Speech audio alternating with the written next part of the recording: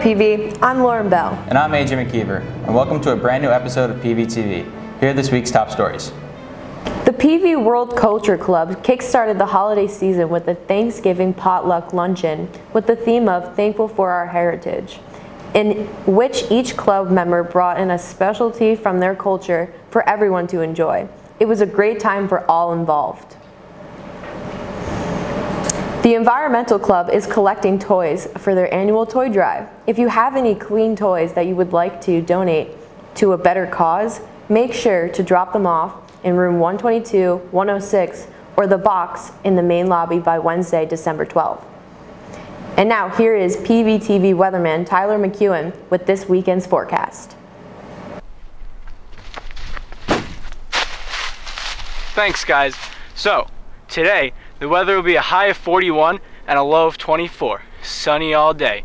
While tomorrow, we'll have a high of 39 and low of 27, cloudy. While on Sunday, it'll have a high of 34 and low of 29, cloudy yet again. Now back to you. The PV Network and Interact Club are collecting toys for children living at the Center for Hope and Safety, a shelter for battered women and their children. Please help make a child's holiday special and donate a toy or book.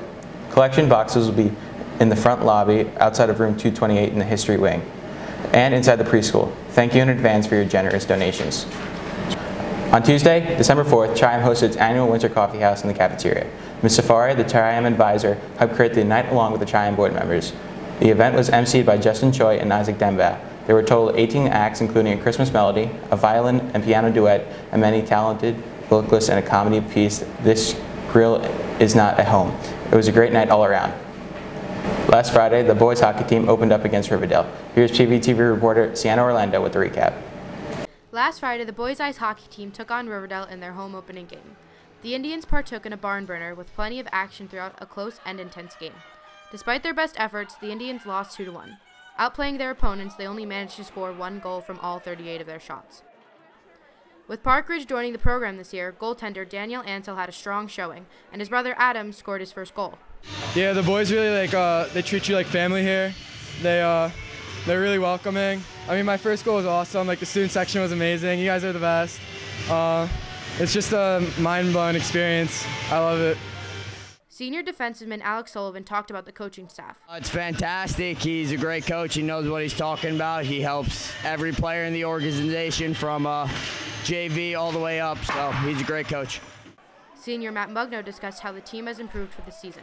I mean, it's a loss, obviously, but I think we're going to bounce back. We got a really solid group of guys. I think we worked really hard. I think we took a few penalties that we maybe shouldn't have, but I think going forward, there's always tomorrow. I think we played hard. I think we're getting into a rhythm, and obviously we popped one, but we like to get more scoring as well.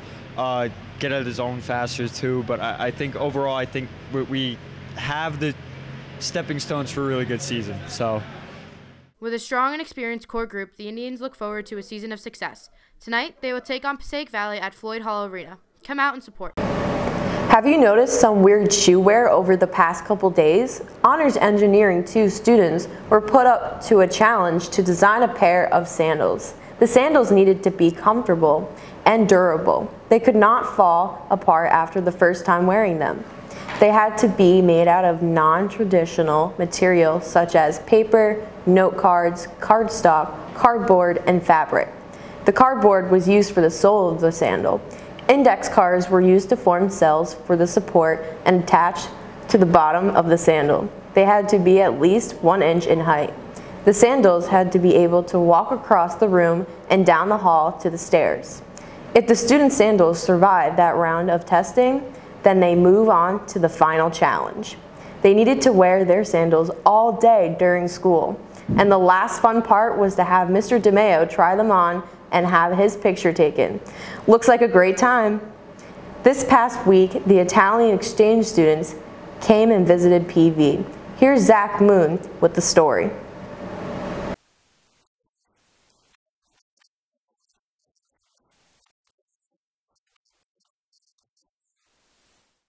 This week, Passaic Valley is hosting Italian exchange students. Some students that take Italian as their foreign language very generously volunteered to host the exchanges. I interviewed some of the Italians to ask them how they like the United States so far.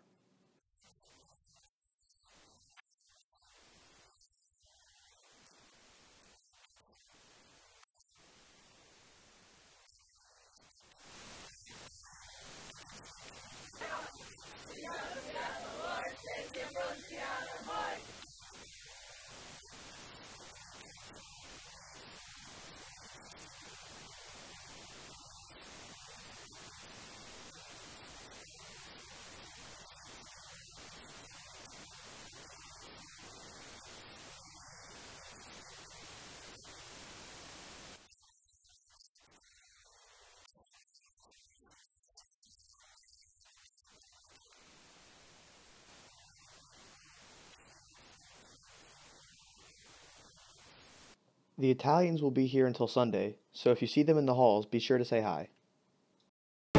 Computer Science Education Week is an annual program held during the first week of December. It is dedicated to inspiring students to take interest in computer science. It is held during this week in recognition of the birthday of computer pioneer Admiral Grace Murray. This year, the Computing Club invited 2 guest speakers, Mrs. Schaff and Mrs. Holland, to share their experience in computer science fields during this past period. Also on Wednesday, December 5th, the AP Computer Science with WE classes were invited to Meadowbrook School to help kick off their Hour of Code event. PV students shared their creative work with the K-4 students and then assisted them in completing the Hour of Code activities. Have you noticed that paper towels are missing in most of the bathrooms? Here, once again, Pvtv investigative reporter Ari Quinn with the scoop.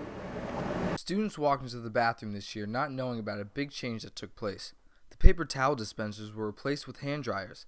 This was an attempt to save paper and assist the environment. However, students were not pleased with the change. I went out myself to find out just how upset students really are about this. You know, there was a real great time in this school where I could peacefully dry my hands and not have to suffer any consequences in the face of it. Now when I go wash my hands are so slippery. I go to grab my pencil and a test, can't even hold on to it. So yeah, it has affected me greatly, and I believe it has to return. I prefer the paper towels much more than the hand dryers. I feel like it's more efficient, and the hand dryers take way too long. Did you prefer paper towels over hand dryers? Definitely paper towels. I'm not a fan of hand dryers. I feel like someone's blowing on my hands. They have no power to them. I have to sit there for 10 minutes. I miss half my class. It's despicable. Who thought of this idea? I don't know. If you find out, tell me. We now turn to world-renowned astrophysicist Christopher McGrath to take a look at his findings on the real question itself. Are hand dryers better than paper towels? Let's find out. Thanks, Ari. I decided to conduct my own experiment on the paper towel controversy. After a full wash of both hands, of course with warm water and soap, I dried with both methods to compare the two. With the hand dryer, it took me 31.2 seconds, while on the contrary, it took 6.7 seconds via the paper towel. That is a 24.5 second difference that I could be spending in class. Although the hand dryer may be environmentally friendly, it takes all the bacteria and air from the bathroom and pours it right back onto the hands. Does the paper towel do that? I think not. As for me, I am definitely on the side of the paper towel. Students don't seem too pleased with the absence of the paper towels. Will they ever make their triumphant return back into the bathrooms? Only time will tell. Back to you guys. Finally, this week, PV honored social studies teacher Mr. Jerome as the 2018-2019 Teacher of the Year. Here's Pvtv reporter Steve Murno with the story.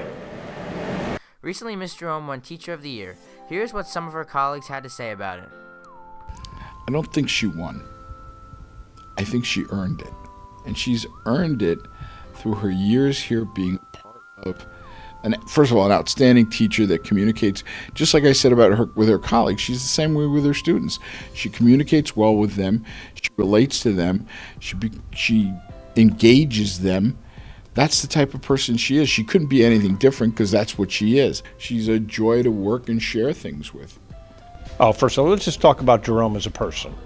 She's got so much energy, so enthusiastic, so positive about everything. When you hang out with her, you feel that vibe. She has a great vibe about her. As I give her the highest compliment I can give anybody is to compare them to Kosh. And I look at Jerome and I say she's KIT, which means she's Kosh in training. I think the most important part of being a teacher is that I get to come to school every day and interact with the youth of our community. And I really hope that I can, in a small part, influence them to do good in the world. And I think that it's more than just teaching history. I'm a firm believer in teaching history and the value that has for the youth and for the kids of the world. But I think more importantly, I have the great opportunity to come to school every day, work with kids, and inspire them to do whatever they want to do and to have a positive influence in the future. I should definitely make plans to celebrate. All kidding aside, I mean, tonight I'm coming to the court naming for Jasper, so that's how I'm going to spend this evening. I can't think of a better thing to do to honor my colleague. But, I think, my family's really excited for me. My friends are excited for me. Small things maybe in the future maybe a dinner night out, I don't know. But I really getting this honor is absolutely amazing. It's very humbling. The funny thing is, tomorrow we do the same thing as we did today. Just get up, teach, and that's really the reward, that I get to do this every day for the next hopefully 30 years or so. So I'm very grateful, I'm very honored, and I can't wait to, continue what I'm doing here at PV and working with the kids I work with. Again, on behalf of Pvtv cast and crew, congrats to Ms. Jerome on that amazing, well-deserved honor. Well, that's it for Pvtv this week. I'm Lauren Bell. And I'm AJ McKeever. Thanks for watching, and have a great weekend.